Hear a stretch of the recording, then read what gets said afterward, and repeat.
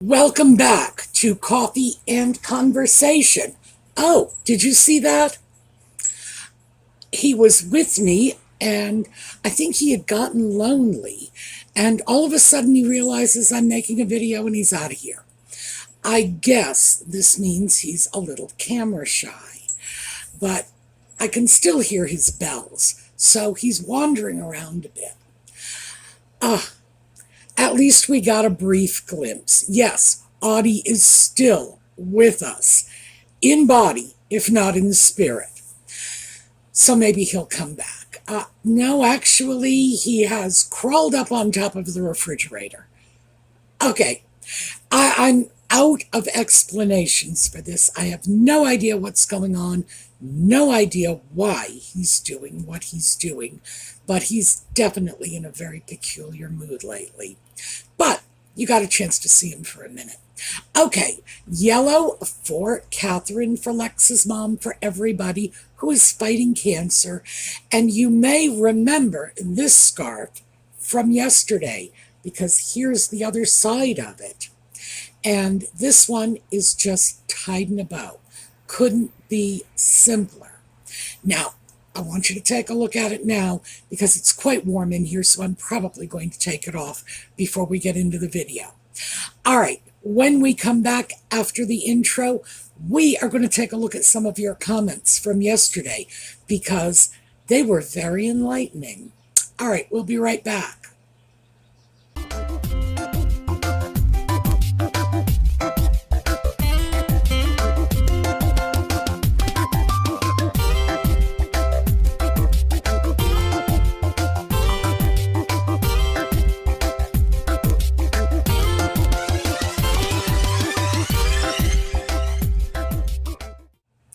Okay, so I didn't actually take it off. I just switched it around a little so it wasn't quite so tight around my neck. But this is a little more, and you get to see both sides of it too. So, yesterday's video, we got a lot of really interesting comments, and I thought I would share them with you because I've been doing that over on the other end of the channel, letting the viewers have their say. And I think that's good for both of us. I think it's good for you to have some meaningful participation in the channel content. And it's really good for me to connect a little more. Because, we talked about this, what was it, a week ago, maybe longer, about parasocial relationships. And I'm still sorting that out in the back of my head. Are we a parasocial unit here? Are we not a little more than that? And I would like us to be a little more than that. So let me just start by reading one of the comments. This is from Patty Pride, 9731. Okay, speaking of saddle, before school started, 2 days before, my parents took the 6 of us and bought school clothes. 1967. Pennies or Sears, I can't remember. By the way, that whale was Audie in the background, still unhappy with me. And my mom always made me buy saddle shoes. Please show a picture of 1967 saddle shoes. Patty, your wish is my command. 2 sizes bigger than my feet, so I didn't grow out of them. Oh God, the embarrassment. I would wear 2 pair of knee socks, I was very skinny, to keep the shoes on and cover the holes in each pair. Happiness for me was to earn money working on farms so I could buy my own clothes and shoes. All right, well, the picture you saw was actually 1967. Saddle shoes on a group of cheerleaders, so very authentic. I have a few more pair, and I'm going off on a saddle shoe digression here because I love saddle shoes. I really do. And they have been around since the 1920s when they were the go-to sports shoes for people playing croquet and golf and whatever. Whatever the the upper classes who could afford special shoes for their sporting activities were wearing. And they remained popular not just as sports shoes, but into the 1950s. They were the go-to shoes for high school kids, and not just girls, as obviously we can see from this picture. So before we get off saddle shoes, I do want to show you my saddle shoes and the company I got these from. Now, I showed these on a video before when we were talking about how to bargain shop even name brand shoes, because these are Eastland shoes.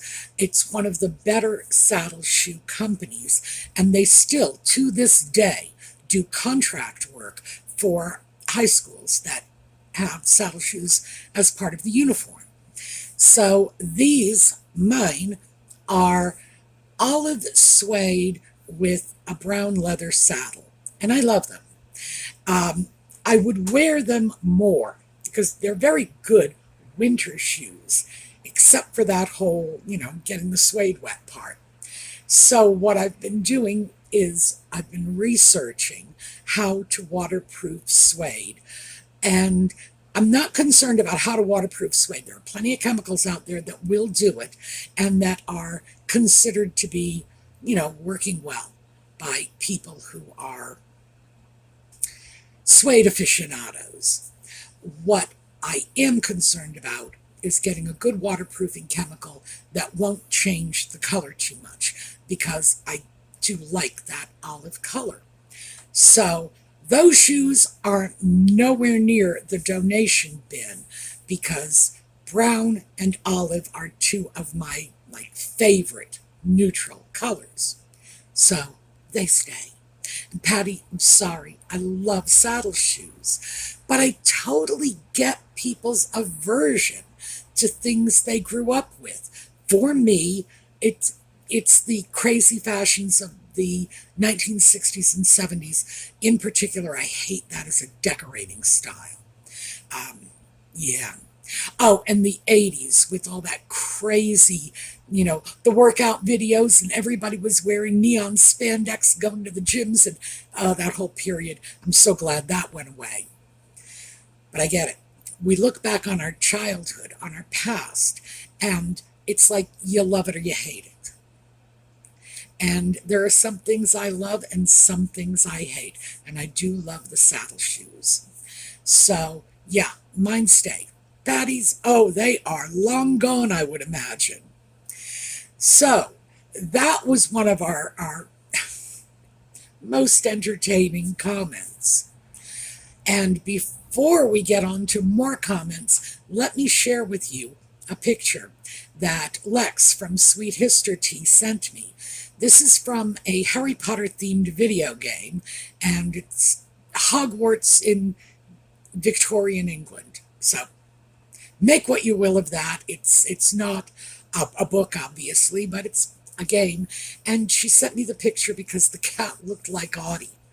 And I wasn't really sure the cat looked that much like Audie until I expanded the picture and got a close-up of that nasty little glare. And that's what I've been getting for the last week. So, oh yeah, somebody stuck my cat in a video game. Either that or, he's tired of photobombing this channel, and he's now photobombing video games. Wow. So, let's take a look at another one of your comments. This is Danuta T 9915. Hi, Sue. I hope you have a fantastic weekend. Thank you, Danuta. I hope you do as well. Thank you for your work and time. Motorcycle. My pleasure. All right, can you please provide information on where you purchase your linen t-shirts? I need breathable clothes and find some places that are out of my price range. Wishing you and Naughty Audie a blessed day. Well, okay. I responded to Danuta in the comments, but I thought, we might as well take a look at this, because I get a lot of my clothes from H&M. And H&M has a really bad reputation. And people will say, oh, it's fast fashion, oh, it's this, oh, it's that. Well, here's the thing.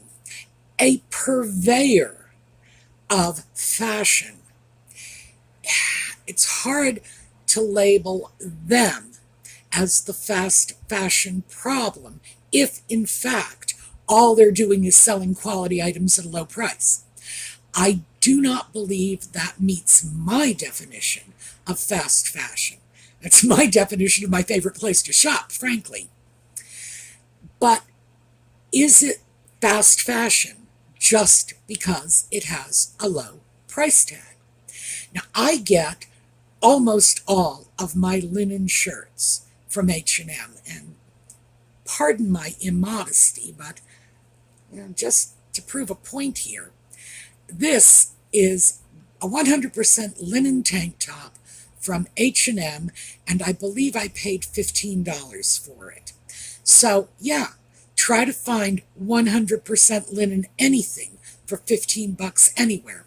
The t-shirt, by the way, is cotton, and this is just something I picked up at Target because I was outside doing yard work today.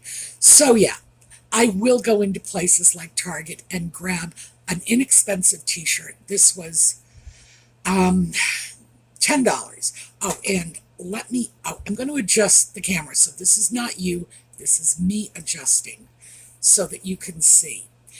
I like V-neck shirts. I think I've mentioned this before. I don't like things clinging up around my neck, so I prefer V-neck shirts. But these linen tank tops not only work as great undershirts, but they are nice little modesty panels. All right, we're going to go back to the previous camera view.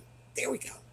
All right. So sorry about that. I know some people find that very, very disorienting, but I did want to show you. There's another reason for the tank tops. I wear them year-round. Why? Because linen breathes. Linen will absorb perspiration. It has antibacterial properties. So even if you are just, sweating like the sprinkler system broke or something, and you're wearing linen, the linen will help to neutralize any odors, and it will absorb the perspiration. Motorcycle again. And it will keep you cool in the heat, but also it's insulating, so it will keep you warm in the winter. And I wear these tank tops as undershirts, frankly, year-round. So $15, and I probably grabbed 6 or 8 of them about a year ago. They get hard wear because I wear one of these every day. So all you have to do is count on your fingers, divide by 6, and figure out how much wear each of these shirts are getting. And they are just as good today as they were when I bought them. And I don't do anything special with them. It's not like, oh, I hand wash them or I send them out to be dry cleaned. No, they go in the washing machine because linen can take pretty hard washing. It really can. What I do, though, is I don't throw them in the dryer. And the reason for that is because I'm not crazy about the notion of pressing undershirts. If I don't want to iron something, I take it out of the washer, throw it on a hanger, stick it in the bathroom, and just let it hang dry. And gee, no ironing necessary. So it's my laziness and not my belief that these shirts need special care. Now, I also have some t-shirts, and the t-shirts that I got from H&M range in price from $6.99 up to just under $20. I think $19.99 is probably the most expensive linen t-shirt I've gotten from them. Oh, it's falling off. Okay, well, we'll keep it for a while longer. So, very, very affordable. This, of course, I said was $10, and so this one is more expensive than the lowest priced linen t-shirt I got from H&M. I'm not going to say this is junk because, It's not. But is this a great t-shirt? Am I going to wear this somewhere that isn't out in the yard doing work? No, of course not. Am I going to wear it on a video? Well, I'm doing that today. Um, Mostly because I wanted to give you an example of something. But regardless, it's a perfectly acceptable t-shirt at what I consider to be a very good t-shirt price. Is it worth half as much as the most expensive linen shirt? No, not even close. It's not going to be as hard wearing. It's not going to hold up as well in the wash as the linen. It's certainly not going to be breathable and be comfortable in both winter and summer. And in a few months, this is probably going into a donation box. That's just, we all know this. It's a t-shirt. This is fast fashion. Are the linen shirts fast fashion? No, they're not. Because the whole definition of fast fashion is not just buy it cheap. Buy it cheap is a big part of it, but turn it over quickly. Wear it for a few months, toss it. That's what's going to happen to this. This is fast fashion. The linen shirts, well, as I say, I've had the undershirts for more than a year. They are still in condition comparable to, the first wearing. So are they heading for the donation bin anytime soon? No. So I think H&M has gotten a bad rap simply because they are throwing items out there that are very inexpensive. How do they do it? Well, free shipping too. The reason they're able to do this is because of bulk sales. They have stores, they have an online presence, and they can blow stuff out. Bang, bang, bang. They are like the Amazon of clothing. So, yeah, they're not interested in marking things up high as the sky, and they're passing savings on to their customers. Great. That alone is not enough to label them fast fashion, just a cheap price.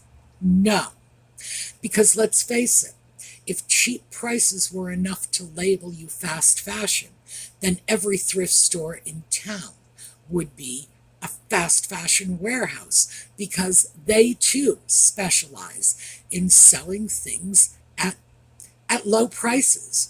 I'm not going to say rock bottom. Some thrift stores are a little fancier and a little more high priced than others. But overall, if you're buying your clothing on the secondary market, just somebody else's X clothing, you're not going to be paying top dollar for it. So I did want to throw that out because I do think H&M does get a bad rap for this.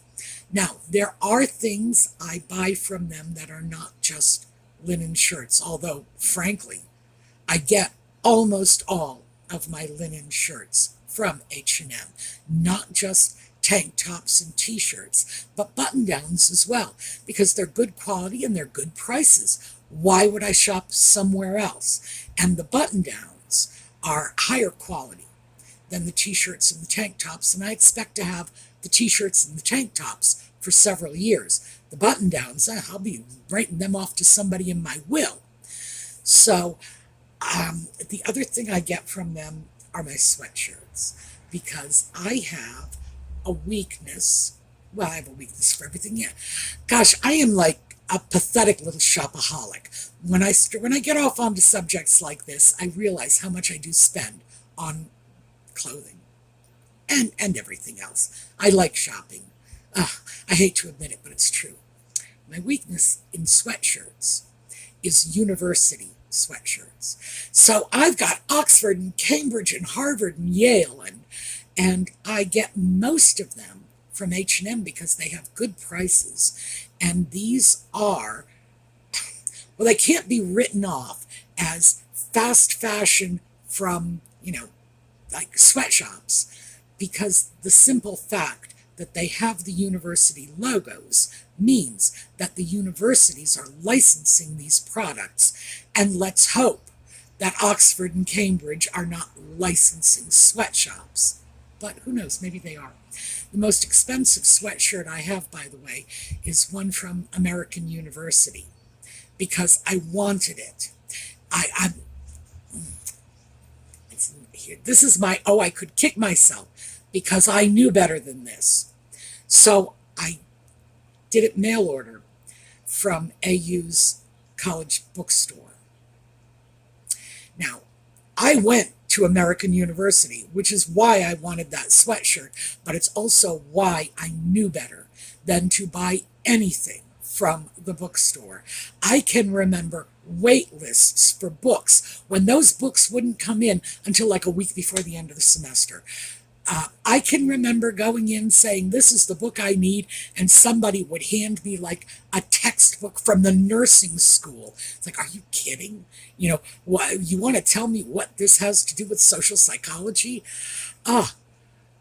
So I got the wrong sweatshirt because I wanted one with the old logo. The logo when I was there.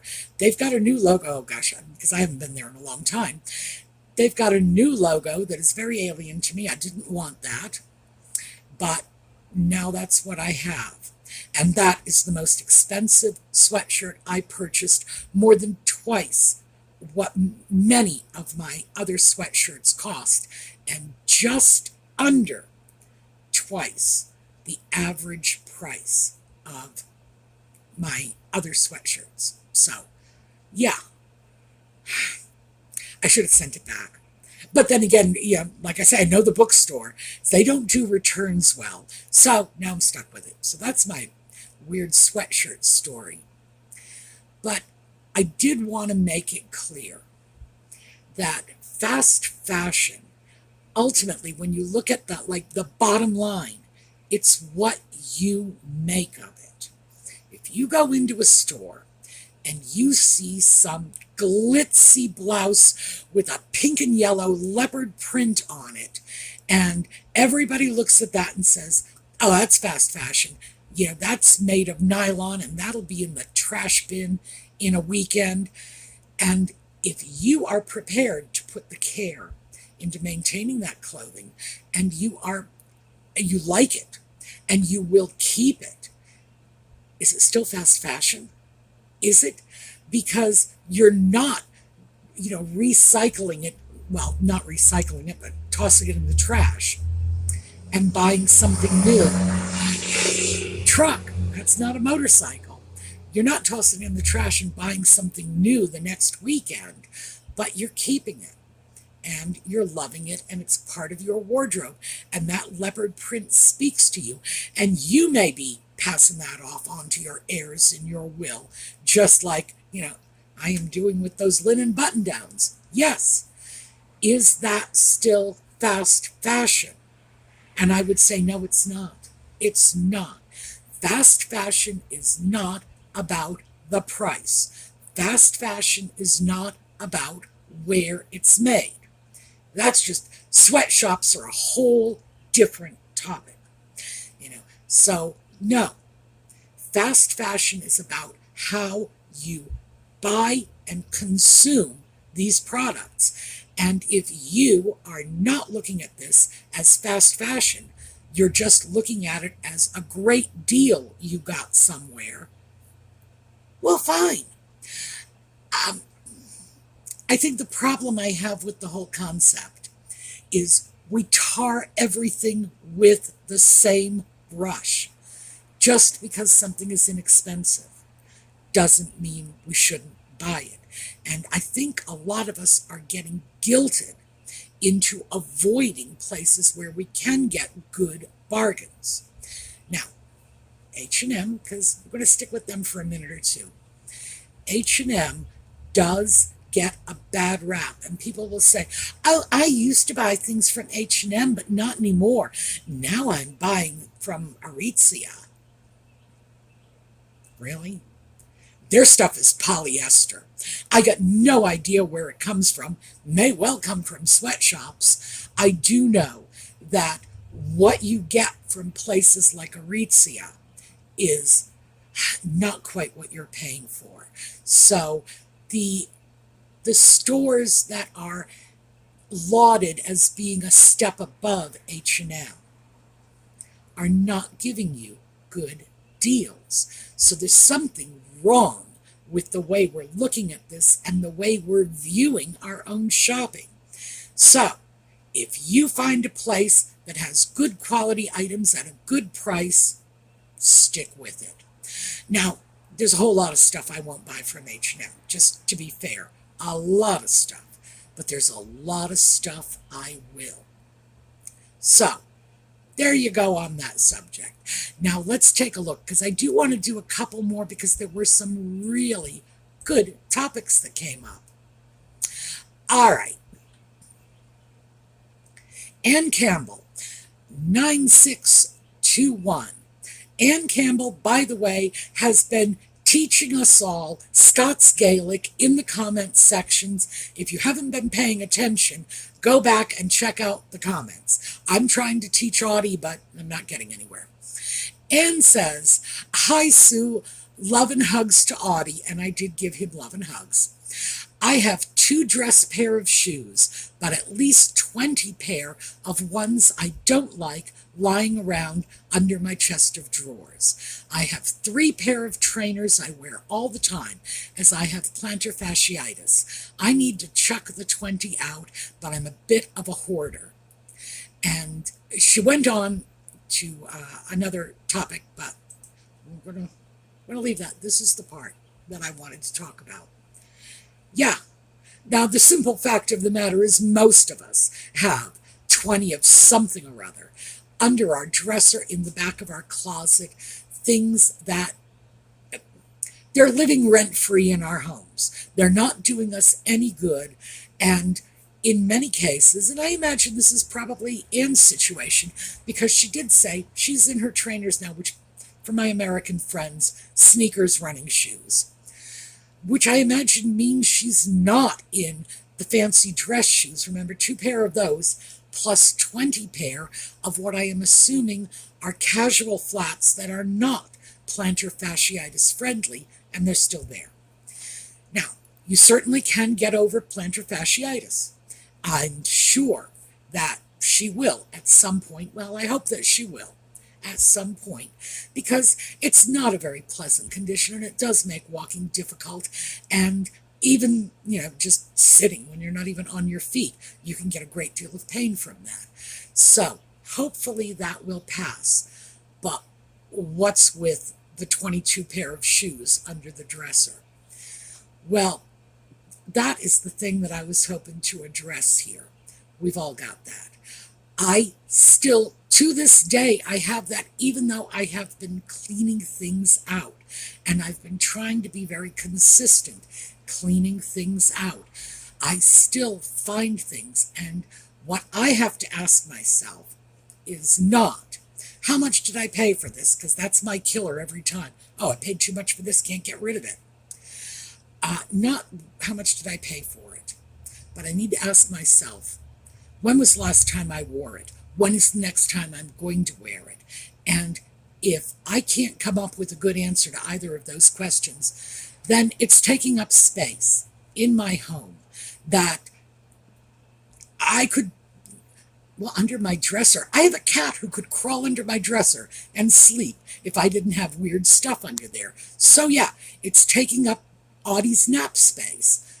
Needs to go. And Anne, yeah. Just ask yourself, when was the last time I wore those shoes? When is the next time I'm going to? And when and if the plantar fasciitis passes, is it really going to be that awful to go out and buy another pair of slightly more stylish shoes? I don't think so. So let's get ourselves a bag and send it off to the charity shop. So that's what we need to do, because we do start to look like, crazy hoarders when we keep stuff like this. Lord knows I'm starting to look like a crazy hoarder. So we need to be a little more proactive. We need to worry less about what we paid for it. That's gone. That money is gone. It's not coming back. And worry about whether or not we are realistically going to use it. And I would say, and this is just my opinion, adjust this for your own time frame. I would say if you don't anticipate using it in 6 months, let it go. Let it go. You'll be happier in the end. So let's take a look at some more comments. NAA7523. When you said about buying shoes, I just remembered a scene from Sex and the City. Carrie was complaining about not having the money to buy property. The redhead asked her how many pair of shoes she had and how much each pair cost. Each pair was about $400. Over 10 to 15, no, I'm sorry, I got that backwards. Over 5 to 10 years, at least 2 pair of shoes a year, she had spent tens of thousands, over $40,000 on shoes. I wish I underlined numerous times had remembered that one over the last decade. I must have spent money I didn't need to spend on things I didn't need. From now on, I'm going to try to keep that at the front of my sieve-like mind. Thank you for helping that scene come to me. Related post, Blue Star 2195.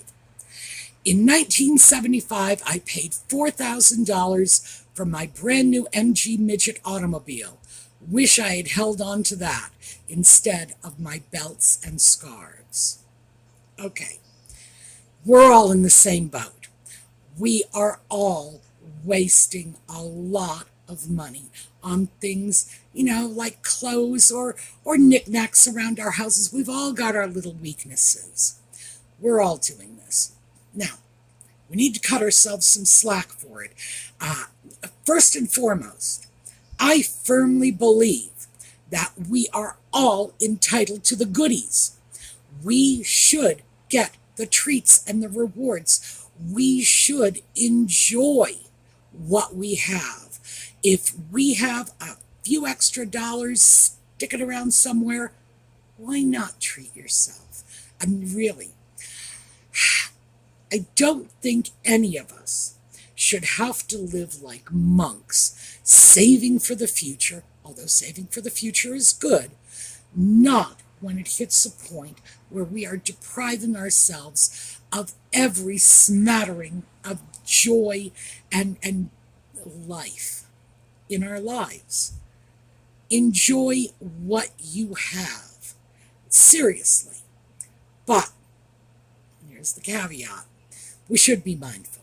We should be more careful about the things we are spending our money on. And, of course, if we can see we're not getting the benefit out of this, we should be willing to pass it on.